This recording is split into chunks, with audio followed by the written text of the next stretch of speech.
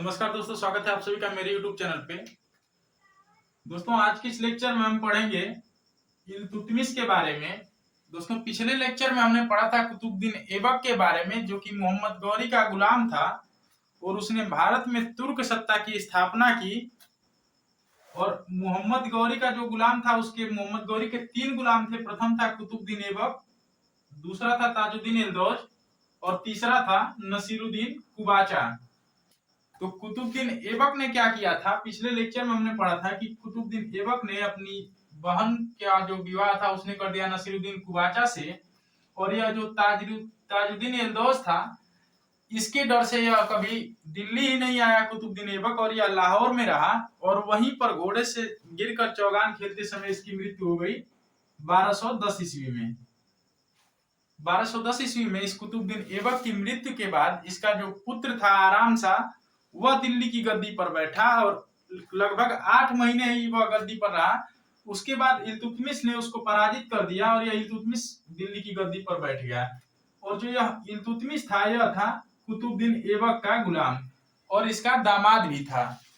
तो आपसे प्रश्न पूछा जाता है कि गुलामों का गुलाम किसे कहा जाता है, तो वह कहा जाता है इल्तुतमिश को, क्योंकि जो कुतुबुद्दीन ऐबक है यह खुद मोहम्मद गौरी का गुलाम था और इसका भी गुलाम था इल्तुतमिश। तो मोहम्मद गौरी का जो गुलाम था यह कुतुबुद्दीन ऐबक, इसकी मृत्यु हो गई 1210 ईस्वी में। और इसकी मृत्यु के बाद जो गद्दी पर बैठा वह बैठा इल्तुतमिश। 1210 ईस्वी में दिल्ली की गद्दी पर बैठा और इसने शासन किया 1236 ईस्वी तक। और यह इल्तुतमिश इलवरी तुर्क था और जबकि कुतुबुद्दीन ऐबक जो है वह कुतुबी तुर्क था। तो इल्तुतमिश एक इलवरी तुर्क था और यह 1210 ईस्वी में गद्दी पर बैठा। और जिस समय यह गद्दी पर बैठा उस समय जो ताजुद्दीन एल्दौज मोहम्मद गौरी का गुलाम था, यह चला गया गजनी, और गजनी में इसकी जो लड़ाई हुई वह हुई ख्वारिज्म शाह नामक एक शासक से, और ख्वारिज्म शाह ने इसे वहां पे पराजित कर दिया और गजनी का जो साम्राज्य था उस पे ख्वारिज्म शाह ने अधिकार कर लिया। हालांकि इसके बाद फिर ख्वारिज्म शाह पर भी आक्रमण हुआ, वह हुआ मंगोलों का आक्रमण। और मंगोल आक्रमणकारी जो चंगेज खान था, इसने आक्रमण कर दिया इस ख्वारिज्म शाह पर और इसने ख्वारिज्म शाह को पराजित कर दिया। और इसका जो पुत्र था ख्वारिज्म शाह का, यह था जलालुद्दीन मंगबरनी। यह बचने के लिए गजनी से भागकर भारत आया, परंतु उस समय इल्तुतमिश जो कि दिल्ली पर शासन कर रहा था, इल्तुतमिश ने इस जलालुद्दीन मंगबरनी को शरण नहीं दी और जिसकी वजह से चंगेज खान ने भारत पर आक्रमण नहीं किया। अगर यह इल्तुतमिश इसको शरण दे देता तो चंगेज खान का आक्रमण भारत पर हो जाता और हो सकता है कि एक नई सत्ता की स्थापना हो जाती, परंतु ऐसा हुआ नहीं। उसके बाद जो इल्तुतमिश था, इसने क्या किया, इस ताजुद्दीन एल्दौज को जब इसने ख्वारिज्म शाह ने पराजित कर दिया तो यह ताजुद्दीन एल्दौज पुनः वापस भारत आ गया और इसका युद्ध हो गया इस इल्तुतमिश से। तो इल्तुतमिश और ताजुद्दीन एल्दौज के बीच जो युद्ध हुआ उसको हम जानते हैं तराइन के तृतीय युद्ध के नाम से। और तराइन का तृतीय युद्ध हुआ था 1215 ईस्वी में। यह हुआ था इल्तुतमिश व एल्दौज के बीच, इल्तुतमिश व ताजुद्दीन एल्दौज के बीच यह युद्ध हुआ। यह ताजुद्दीन एल्दौज मोहम्मद गौरी का गुलाम था और जबकि यह जो कुतुबुद्दीन ऐबक है इसका गुलाम था इल्तुतमिश। और कुतुबुद्दीन ऐबक ने सुल्तान की उपाधि नहीं धारण की, वह मलिक व सिपह सलार की उपाधि से ही खुश रहा, परंतु जो यह इल्तुतमिश था इसको बगदाद के खलीफा ने सुल्तान की उपाधि प्रदान की। तो इस इल्तुतमिश को जिसने सुल्तान की उपाधि प्रदान की थी वह था बगदाद का खलीफा और प्रथम तुर्क सम्राट यह था जिसने सुल्तान की उपाधि धारण की। इल्तुतमिश प्रथम तुर्क था जिसने सुल्तान की उपाधि धारण की। और इसने क्या किया, अपने राज्याभिषेक के बाद इसने इस ताजुद्दीन एल्दौज को पराजित किया। उसके बाद जो मोहम्मद गौरी का दूसरा गुलाम था नसीरुद्दीन कुबाचा, जिससे कुतुबुद्दीन ऐबक ने अपनी बहन का विवाह किया था, इससे भी कहीं ना कहीं इसको दिल्ली सल्तनत का खतरा मंडरा रहा था। इसको लग रहा था कि यह दिल्ली सल्तनत पर आक्रमण कर सकता है, जिसका शासन मुल्तान और सिंध के कुछ एरिया पर था। तो फिर नसीरुद्दीन कुबाचा को भी इल्तुतमिश ने इस पर भी आक्रमण कर दिया और यह नसीरुद्दीन कुबाचा जो है इसने अपनी आत्महत्या कर ली। और इस तरह से नसीरुद्दीन कुबाचा और इस ताजुद्दीन एल्दौज दोनों की मृत्यु हो गई और ये इल्तुतमिश स्वतंत्र रूप से शासन करने लगा। और इल्तुतमिश जब शासन करने लगा तो इसने क्या किया, इल्तुतमिश ने, कि दिल्ली में सोने के शुद्ध अरबी सिक्के जो चलाए, पहले शुद्ध अरबी सिक्के चलाने का जो श्रेय दिया जाता है वह दिया जाता है इल्तुतमिश को, जिसमें इसने चांदी का सिक्का,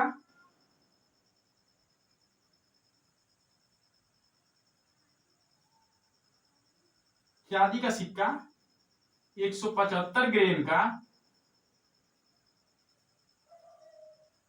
और इसने चांदी का सिक्का 175 ग्रेन का और तांबे का सिक्का, इसने चांदी और तांबे के सिक्के चलवाए।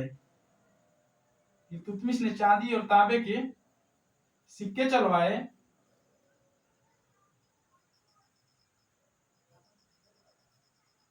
और इसके बाद इसने 40 सरदारों के एक संगठन की स्थापना की, जिसे तुर्कान चियलगानी के नाम से जाना जाता है। इसने 40 सरदारों के संगठन की एक रचना की, जिसे तुर्कान चियलगानी कहा जाता है।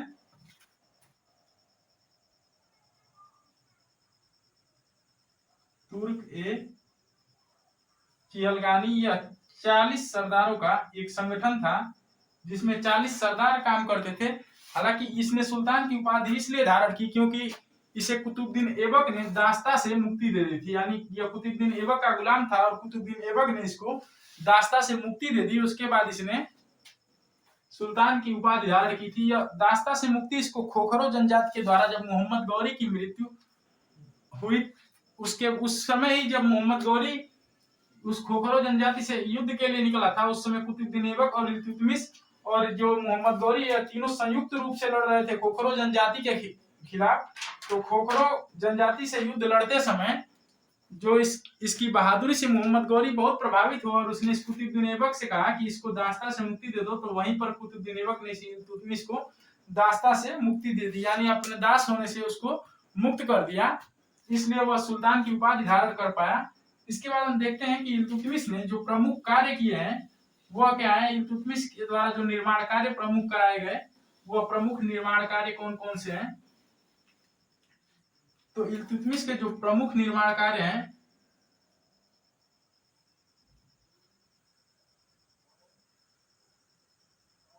जिसमें पहला है, इसने क्या किया, कुतुब मीनार का कार्य पूर्ण करवाया।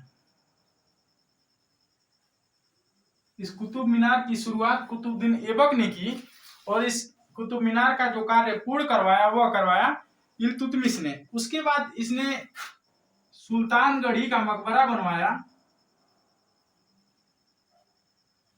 सुल्तानगढ़ी का मकबरा, यह इसने अपने बड़े पुत्र नसीरुद्दीन महमूद शाह की मृत्यु के बाद उसकी याद में इसने यह बनवाया सुल्तानगढ़ी का मकबरा। और यह जो कुतुब मीनार है यह अभी दिल्ली में है, और यह सुल्तानगढ़ी का मकबरा यह अभी दिल्ली में है। और जो इसका दिल्ली में जो इसकी समाधि बनाई गई, इसकी समाधि स्थल, यानी इल्तुतमिश का मकबरा, इल्तुतमिश का मकबरा बनाया गया दिल्ली में।